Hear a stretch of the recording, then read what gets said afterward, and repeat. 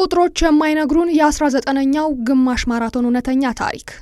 ሰላም ጤና ይስጥልን የስፖርት አፍቃሪያን፣ በብስራት ከውጤት ባሻገር ዩቲዩብ ቻናላችን በድጋሚ ተገናኝተናል። ትላንት በአዲስ አበባ ጎዳናዎች ላይ የተከናወነውን 19ኛውን የኢትዮጵያ የግማሽ ማራቶን ውድድር ውጤት ምናልባትም በተለያዩ ሚዲያዎች ሰምታችሁ ይሆናል። ጌታቸው ማስረሻና መሰለች አለማየሁ አሸናፊ መሆናቸውን ቁጥሮች ነግረውናል። ነገር ግን ከነዚህ ቁጥሮች በስተጀርባ የተደበቀውን እውነተኛ የታክቲክ ጦርነት፣ የአትሌቶቹን መስዋዕትነትና በሚሊዮን የሚቆጠር የህዝብ ፍቅር ስንቶቻችን አስተውለነዋል? ዛሬ እኛ ዝርዝር ውጤት ላይ አንቆምም፣ ወደ ውስጠኛው ታሪክ እንገባለን። ይህን ልዩ ዘገባ ባልደረባችን መላክ ወልደሰንበት አዘጋጅቶታል፣ እንደሚከተለው ይቀርባል። በመጀመሪያ ከ400 በላይ አትሌቶች የተሳተፉበት የወንዶቹን የ21 ኪሎ ሜትር እልህ አስጨራሽ ፍልሚያ እንመልከት።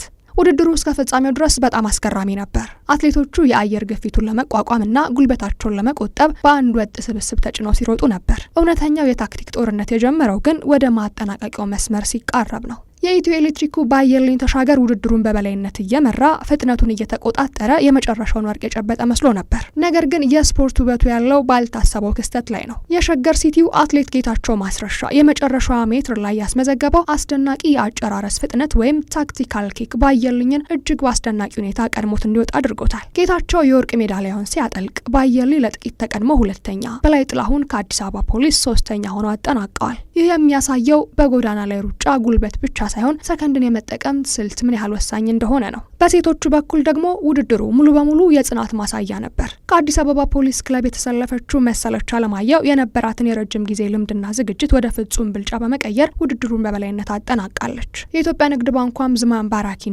የሸገር ከተማዋ በቀለች ትኩ ተከታዩን ደረጃ ይዘው አጠናቀዋል። እዚህ ጋር ግን ልናሰምርበት የሚገባ ትልቅ እውነት አለ።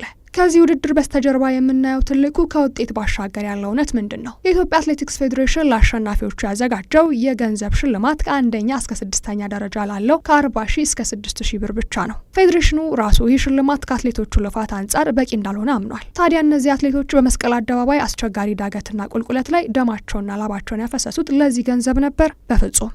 አትሌቶቻችን የሮጡት ለመጪው መስከረም ወር ላይ በዴንማርክ ኮፐንሃገን ለሚካሄደው የዓለም ግማሽ ማራቶን ሻምፒዮና የሀገራቸውን አረንጓዴ ቢጫና ቀይ ባንዲራ የመሸከም ክብር ለማግኘት ነው። ከገንዘብ በላይ የሆነው የሀገር ፍቅር መገለጫ እውነት ይሄ ነው። ሌላው ትልቁ የምስራች የዘንድሮ ውድድር ላይ የሴት አትሌቶቻችን ተሳትፎ ከአምኖ በከፍተኛ ሁኔታ መጨመሩ ነው። ይህ የሚያሳየው በጎዳና ላይ ሩጫ የሀገራችን ተተኪን የማፍራት ሂደት አሁንም አስተማማኝ መሰረት ላይ መሆኑን ነው። በቡድኑ ውጤት በሴቶቹ ኢትዮ ኤሌክትሪክ፣ በወንዶቹ ደግሞ አዳማ ከተማ የዋንጫ ተሸላሚ በመሆን ውድድሩን አጠናቀዋል። ቁጥሮችና የሽልማት መጠኖች ነገ ሊረሱ ይችላሉ።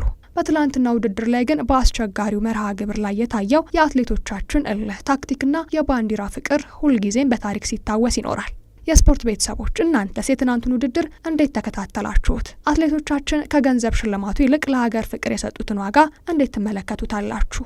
በመጪው የኮፐንሃገኑ የዓለም መድረክ ላይ ምን አይነት ውጤት ይጠብቀናል? ግምታችሁና ሀሳባችሁን አሁኑኑ በኮሜንት መስጫው ላይ አጋሩን። ቪዲዮን ከወደዳችሁት ላይክ ማድረግ፣ ለሌሎች ስፖርት አፍቃሪያን እንዲደርስ ደግሞ ሼር ማድረግ እና ቻናላችንን ሰብስክራይብ ማድረጋችሁን አትርሱ። የመላክ ወልደሰንበትን ከውጤት ባሻገር ታሪኮች ይዤላችሁ የቀረብኩት እኔ አዲስ መሐመድ ነበርኩኝ። ሰናይ ጊዜ።